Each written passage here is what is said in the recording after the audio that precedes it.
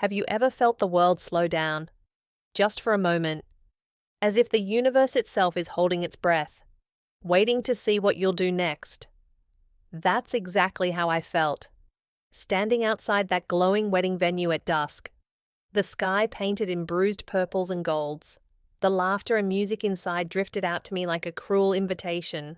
I clutched an envelope so tightly in my hand that the edges left angry little marks on my palm. My heart was pounding, part dread, part determination. I was about to change everything. But before I tell you what happened that night, let me take you back to where it all began, before the storm, when my life was the picture of suburban perfection. I'm Emily. I grew up in a quiet neighborhood in upstate New York, the kind of place where you know your neighbor's dogs by name and the mailman waves every morning. My house was a small, sunlit haven, filled with the scent of fresh coffee and the sound of Mark's laughter echoing down the hallway. Mark, my husband, was the sort of man people trusted instantly.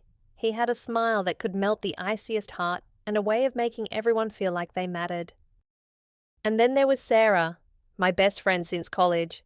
If soulmates exist in friendship, she was mine. We'd spent countless nights talking about everything and nothing. Our secrets whispered in the dark like sacred prayers. She was my confidant, my partner in crime, the sister I never had. Sometimes, it felt like the three of us, Mark, Sarah, and me, were our own little constellation, shining bright against the backdrop of ordinary life. I used to think our bond was unbreakable. I trusted them both with every fiber of my being. Mark was the anchor that kept me steady, and Sarah was the light that guided me through the rough patches. Our lives were woven together like a tapestry, each thread vibrant and strong, supporting the others. But looking back, I can see now that even the strongest fabric can unravel, one tiny thread at a time. It started with small things you could almost ignore. Mark would come home late, offering tired excuses about work. Sarah, who used to call me every day, suddenly became harder to reach. When we did talk, there was a new edge to her voice, a hesitation that hadn't been there before. One night, as we sat around the dinner table, I noticed Mark glancing at his phone more than usual. The light from the screen flickered across his face, casting shadows I'd never seen before. "Everything okay?" I asked, trying to sound casual. He looked up, startled. "Yeah, just a work thing. Sorry." Sarah, sitting across from me, shifted in her seat. "Long day?" she asked Mark, her tone light but her eyes darting away from mine. "Yeah, you could say that," Mark replied, forcing a smile. I remember feeling a chill, as if a window had been left open somewhere in the house, but I brushed it off. We were all busy. Right, life gets hectic. Friends drift a little. Husbands get distracted. That's just how it goes. But the unease kept growing, gnawing at the edges of my happiness. I'd catch Sarah and Mark exchanging glances when they thought I wasn't looking quick. Secretive looks that made my stomach twist. Conversations would trail off when I entered the room, replaced by awkward silences that seemed to echo louder than any words. One afternoon, I found Sarah in my kitchen, staring out the window, her hands wrapped tightly around a mug of coffee. "Hey, you okay?" I asked. She jumped, nearly spilling her drink. "Yeah, just thinking.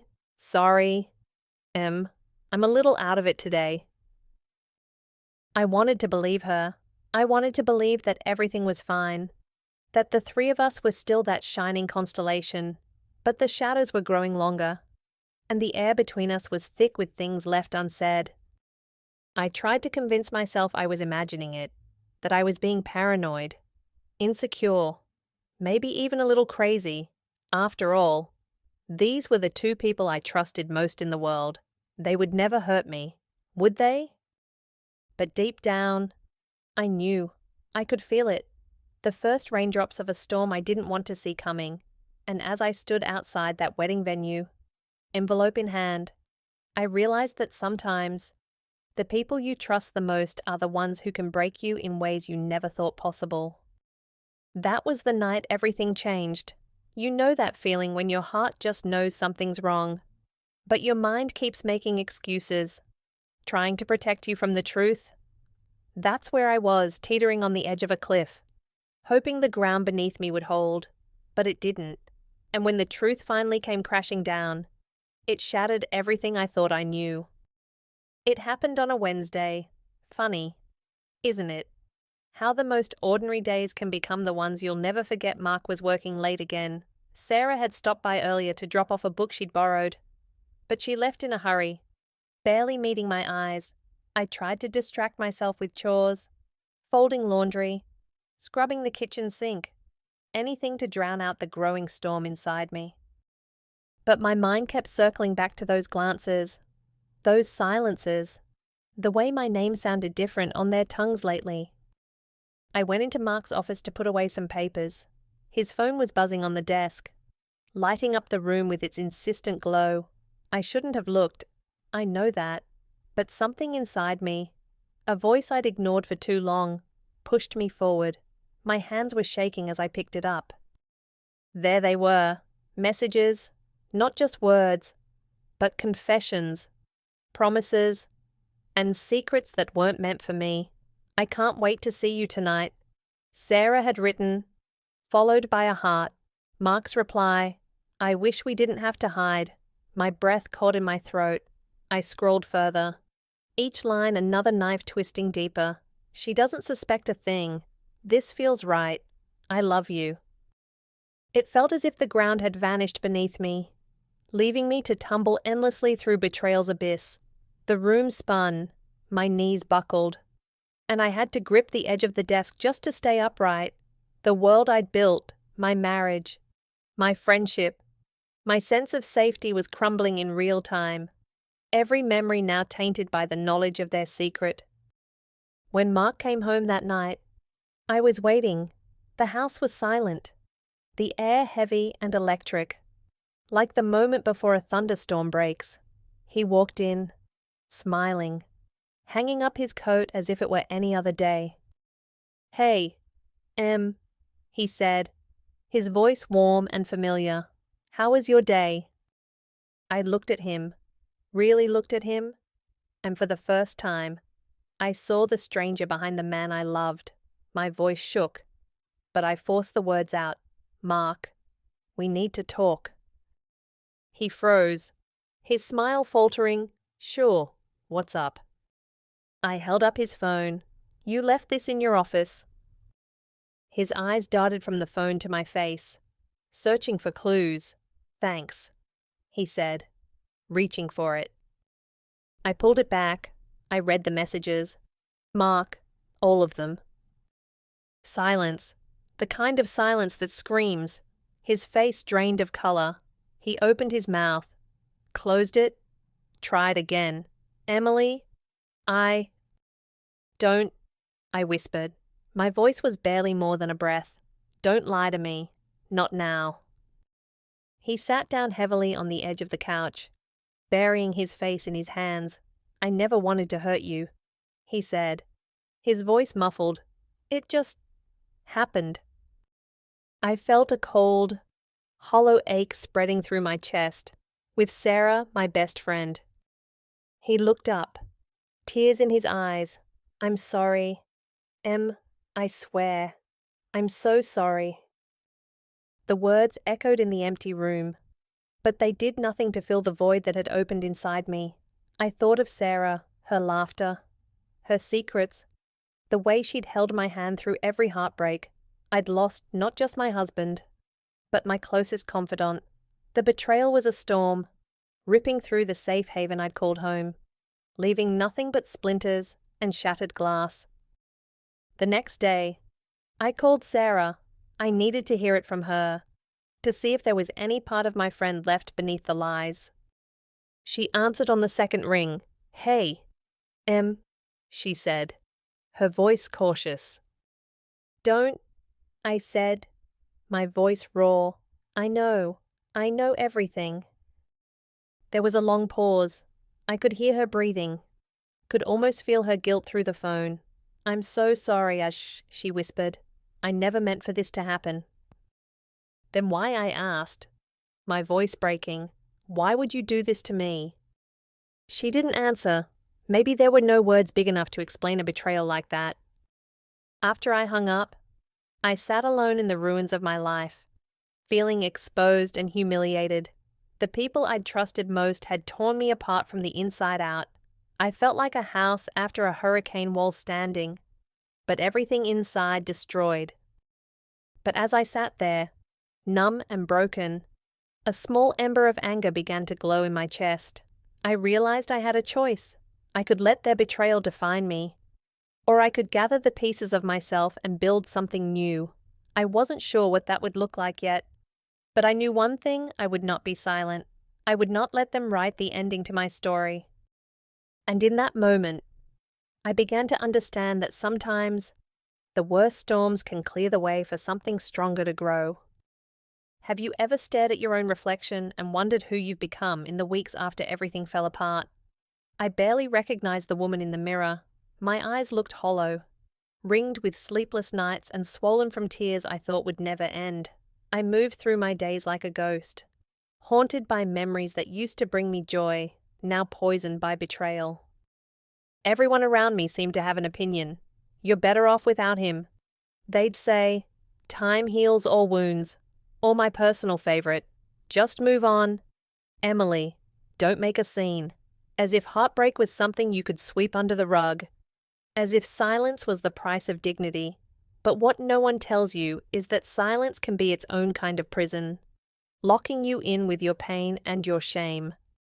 I tried to do what was expected.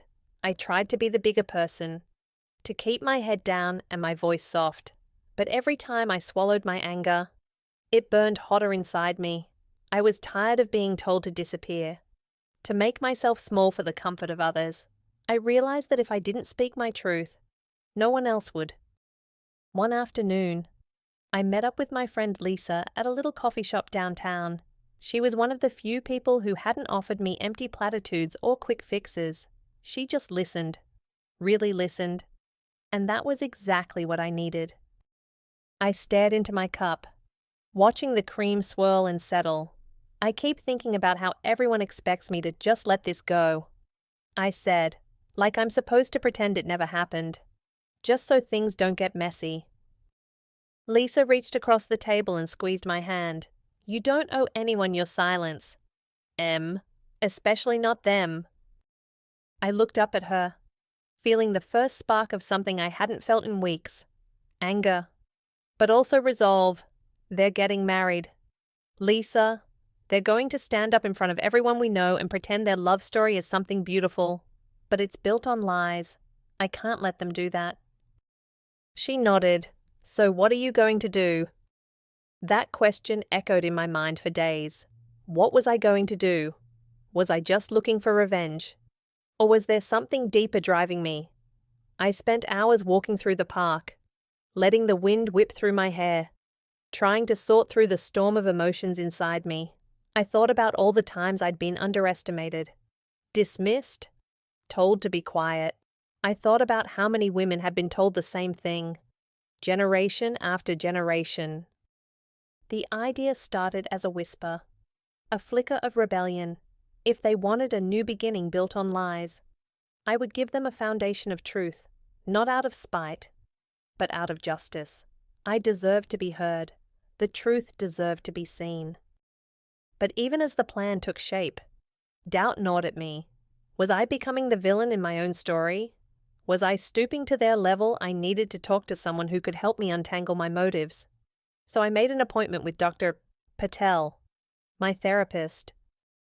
Her office was warm and inviting, filled with soft light and the scent of lavender. I sat on the couch, twisting a tissue in my hands. "I'm thinking about exposing them at their wedding," I confessed. "I know it sounds dramatic, but I can't let them rewrite history. I can't let them pretend I never existed." Dr. Patel nodded thoughtfully. "It's understandable to want justice. Emily, you've been deeply hurt, but what do you hope to achieve by doing this?" I took a deep breath. I want people to know the truth. I want them to see that you can't just hurt someone and walk away without consequences. I want to reclaim my story, instead of letting them control the narrative." She smiled gently. "That's powerful. Just make sure you're doing it for yourself, not just to hurt them. Sometimes the best justice is living your truth, out loud." Her words settled over me like a balm. I realized this wasn't about revenge.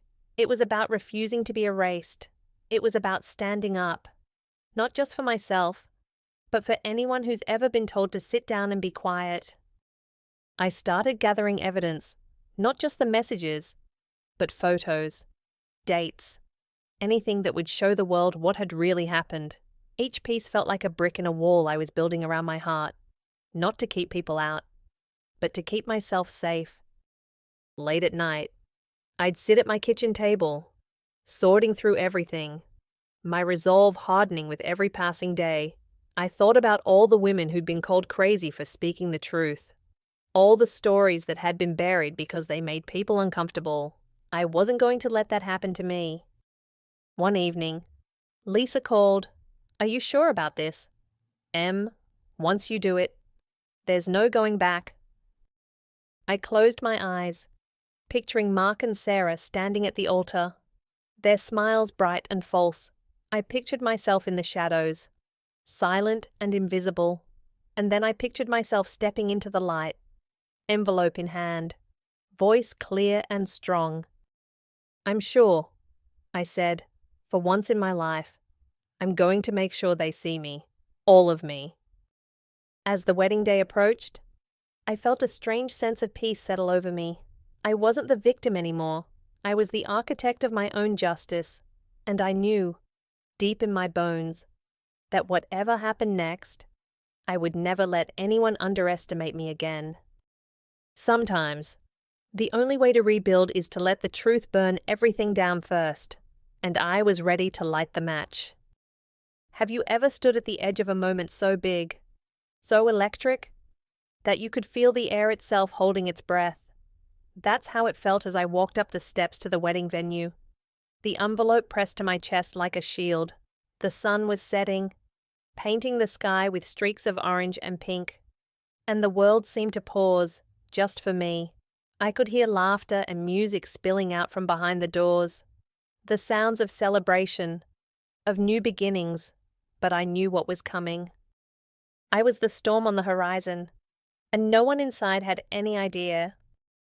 My heart was a wild drumbeat in my chest, every step forward fueled by a mix of fear, anticipation, and something else, something fierce and liberating. I wasn't here to beg for apologies or to make a scene for the sake of drama.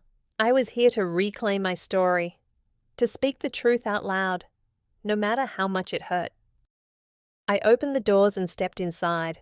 The room was glowing with candlelight, filled with the faces of friends and family people who had known me, Mark and Sarah for years. I saw Mark at the altar, looking handsome and nervous in his suit. Sarah stood beside him, radiant in white, her eyes shining with excitement and maybe, just maybe, a flicker of guilt. The music faded as I walked down the aisle, and for a moment, all eyes were on me. I could feel the weight of their stares, the confusion, the whispers starting to ripple through the crowd. My hands trembled, but my voice was steady as I spoke. "Excuse me," I said, my words slicing through the silence. "I'm sorry to interrupt, but there's something everyone here deserves to know before these two say their vows." Mark's face went pale. Sarah's smile froze, then faltered. The officiant looked from me to them, unsure what to do. I took a deep breath and held up the envelope. "I know this isn't what anyone expected," I continued, my voice echoing in the hushed room, "but I can't let this wedding go on without telling the truth. Mark and Sarah's story, the one you've all been told, isn't what it seems. Their love didn't begin with honesty.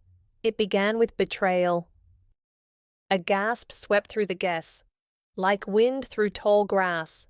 I could feel the shock, the disbelief, the sudden tension thickening the air. I opened the envelope and pulled out the printed messages. my hand shaking as I read. These are messages between Mark and Sarah, messages that started while Mark and I were still married, messages that prove this relationship was built on secrets and lies. I read out loud, my voice trembling but clear. I wish we didn't have to hide. She doesn't suspect a thing. I love you. Each word was a stone thrown into the still water of the room, sending ripples of outrage and heartbreak in every direction. Mark stepped forward, his voice desperate. Emily, please don't do this. Not here, not now. I turned to face him, meeting his eyes for the first time in weeks. Why not? Mark, why not here? In front of everyone who deserves to know the truth. You made your choices. Now you get to live with them. Sarah's voice was barely a whisper. Emily, I'm sorry. I never meant... I cut her off, my anger sharp and cold. You never meant to get caught. Sarah, you never meant for me to find out. But you did mean to lie. You meant to pretend. And now everyone can see you for who you really are. The officiant looked helpless, glancing at the stunned guests. Maybe we should take a moment. But it was too late. The truth was out, and there was no putting it back in the envelope. The room erupted, some people shouting, others crying, a few storming out in disgust. Mark's parents looked at him with shock and disappointment. Sarah's sister was openly sobbing. I stood in the center of it all, my vulnerability blazing into power. For the first time since this nightmare began, I felt truly seen, not as the victim, not as the woman left behind, but as someone who refused to be silenced. My pain was on display. Yes, but so was my strength. Mark tried again, his voice cracking. Emily, please, we can talk about this. You don't have to do this. I shook my head. I do have to do this, because for too long, people like you and Sarah get to rewrite the story. You get to move on, start over, pretend nothing happened, but not this time, not with me. Sarah stepped toward me, her eyes pleading. Emily, I loved you. You were my best friend. I never wanted to hurt you. I looked at her, really looked at her, and for a moment, I saw the girl I used to trust, but that girl was gone, replaced by someone who'd chosen her own happiness over my heart. You did hurt me, Sarah, more than I can ever say, but today isn't about you. It's about the truth. It's about showing everyone here that actions have consequences, that you can't just step on someone and expect them to stay down. The guests were buzzing, some filming on their phones, others huddled in shocked conversation. I could feel the eyes of the world on me. And for once, I didn't shrink away. I stood taller. Lisa found me in the crowd, her eyes shining with pride and worry. She hugged me tight. You did it. Em, you really did it. I nodded, tears streaming down my face. But they weren't tears of defeat. They were tears of release, of freedom. I had carried this secret like a stone in my chest. And now it was gone. The truth was out. And I was still standing. As I walked out of the venue, the night air felt cool and clean against my skin. I could hear the chaos behind me, the wedding unraveling, the lies exposed to the light, but I didn't look back. I didn't need to. For the first time in a long time, I felt whole. I had faced the storm, and I had survived. My story was mine again, and I was finally free. Sometimes, the greatest act of love is to tell the truth, no matter how much it hurts. And sometimes, the bravest thing you can do is refuse to be underestimated, even by the people who once knew you best. Have you ever wondered what happens after the storm passes, when the thunder quiets, the clouds break, and all that's left is you, standing in the wreckage with the truth finally out in the open? That's where I found myself in the days and weeks after the wedding. I wish I could tell you that the moment I walked out of that venue, I felt nothing but relief and freedom. I wish I could say that exposing the truth made everything right, but real life isn't that simple. Healing, I learned, is a journey, not a finish line. The fallout was immediate and overwhelming. My phone buzzed non-stop calls, texts, social media notifications. Some people reached out with words of support, telling me how brave I was, how they wished they'd had the courage to stand up for themselves in their own lives. Others weren't so kind. There were whispers, judgment, even outright condemnation. She just wanted attention. She ruined their big day out of spite. Why couldn't she just let it go? It was like standing in the middle of a crowded room, everyone shouting their opinions, while I tried to pick up the pieces of my life in silence. I lost people I'd known for years who decided it was easier to side with Mark and Sarah, or who simply didn't want to be caught in the crossfire. That hurt more than I expected. There's a special kind of grief that comes with realizing some friendships are only built for fair weather. But I also gained new allies, people who saw me, really saw me, and chose to stand by my side. Lisa, of course, never wavered. She was my anchor, reminding me to breathe, to eat, to get out of bed on the days when the world felt too heavy. One afternoon, a few weeks after the wedding, I sat with Lisa on her back porch as the sun dipped low behind the trees. The cicadas were humming, the air thick with the promise of summer rain. I feel like I should be moving on by now, I admitted, tracing circles on the rim of my coffee mug. But some days, I still wake up and it hits me all over again. The betrayal, the loneliness. It's like a bruise that won't fade. Lisa looked at me, her eyes gentle. You don't have to rush it. Healing isn't a race. You're allowed to feel everything, for as long as you need. I nodded, letting her words settle into the cracks of my heart. For the first time, I started to believe that maybe I wasn't broken, just bruised, and bruises heal, given time and care. The public reaction was a storm of its own. My story spread, sometimes twisted, sometimes true. I got messages from strangers, some sharing their own experiences with betrayal, others offering advice or just a simple thank you. One woman wrote, "You gave me the courage to leave a toxic relationship. I thought I was alone. But your story made me feel seen." That message, more than any other, made me realize that my pain had a purpose. That telling the truth, even when it's messy and uncomfortable, can light the way for others lost in the dark. But it wasn't just about inspiring others. I had to learn to inspire myself. I started therapy again, digging deep into the wounds I'd tried to ignore. I learned to sit with my pain, to listen to what it was trying to teach me. I realized that for so long, I'd measured my worth by how well I could keep the peace, how quietly I could carry my burdens. But silence had cost me too much. I made a promise to myself never again. Little by little, I rebuilt. I redecorated my house, painting the walls in colors that made me feel alive. Sunflower yellow in the kitchen, deep blue in the bedroom. I started hiking, letting the rhythm of my footsteps and the rush of wind through the trees remind me that I was still here, still moving forward.